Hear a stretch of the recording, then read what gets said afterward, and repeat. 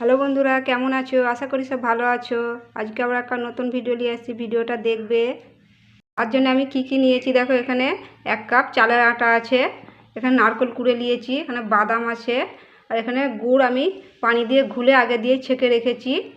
কেমন করে বানাচ্ছি আমার সাথে ভিডিওটা দেখতে থাকো। খুব সুন্দর ভিডিও, ছোট বড় সবেরই খুব পছন্দ হবে। এই চালের আটাটা ঢেলে দিচ্ছি আয়ে।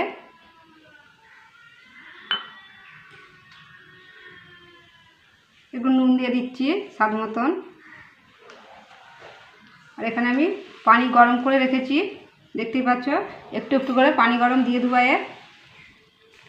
দিয়ে এটা ভালো করে গুলে দেব। গরম পানি দিয়েছি, ফুটা গরম পানি দিয়ে এটা ভালো করে মাখিয়ে দেবো। এই দেখো বন্ধুরা, এটা গুলা হয়ে গেছে। এইটা একটু ঠান্ডা হতে দেবো, গরম একটু ঠান্ডা হতে দেবো, গুলা হয়ে গেছে।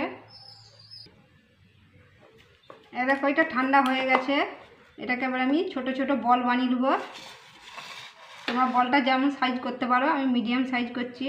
এরকম করে বল বানিয়ে নেবো, ছোট বড় যেমন খুশি বানাতে পারো।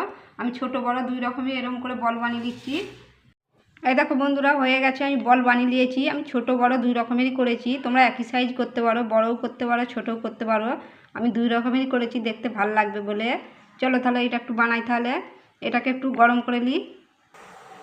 এখানে আমি পানি গরম করতে দিয়েছি, এটা দিয়ে দিচ্ছি। আর ভেতরে পানি গরম হয়ে গেছে। তোমরা কাপড় বেঁধেও করতে পারো, না যদি এরকম থাকে এতে কাপড় বেঁধে দিবে, হাঁড়ির মুখে দিয়ে দিবে। এটা গরম হয়ে গেছে, পানি গরম হয়ে গেছে। আমি এগুলো ঢেলে দিচ্ছি এতে। এটা 5 মিনিট ভাপিয়ে নেবো, বেশি নয়, 5 মিনিট ঢাকা দিয়ে ভাপিয়ে দিচ্ছি। ওইটা হচ্ছে, আমি বাদামটাকে একটু পিষে নিচ্ছি। তোমরা শিলেও পিষতে পারো। এটা পিষে নিচ্ছি। এ দেখো, বাদামটা পিষে নিয়েছি, তোমরা শিলেও পিষতে পারো। পিষা হয়ে গেছে বাদাম। এটা 5 মিনিট হয়ে গেছে, এবার খুলে নেবো। এটা নামিয়েও নেবো। এ দেখো, এটা নামিয়ে নিয়েছি। এ দেখো, এরকম হয়েছে, দেখতেই পাচ্ছ।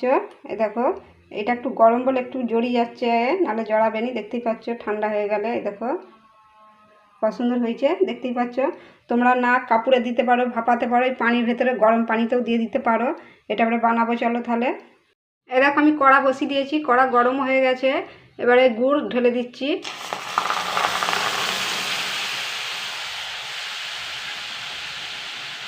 দুটো এলাচও দিয়ে দিচ্ছি, তোমরা এলাচ গুঁড়ো করে দিতে পারো।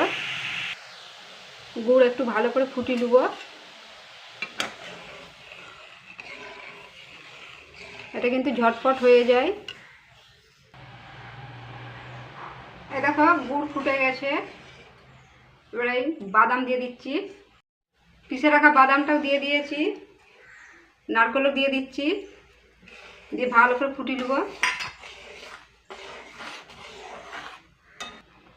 বাদাম নারকেল দিয়ে দিয়েছি, এবার এগুলো দিয়ে দিচ্ছি।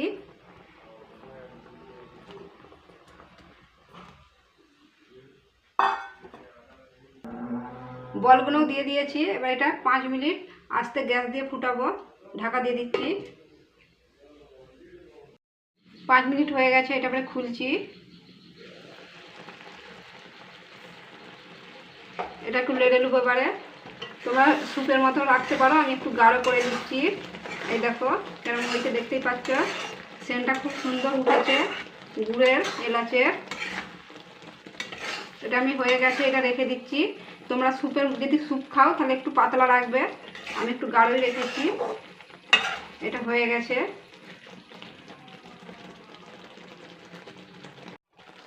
এটা কিন্তু হয়ে গেছে, দেখতেই পাচ্ছ কত সুন্দর লাগছে, বাচ্চারা খুবই পছন্দ করবে। এই দেখো, এটা এবার আমি নামিয়ে দিচ্ছি।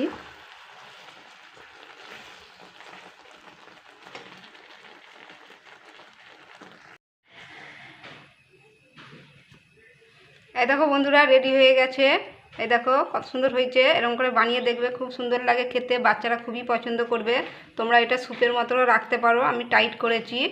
এই দেখো পছন্দ হয়েছে, এরকম করে বানিয়ে দেখবে, খুব সুন্দর লাগে।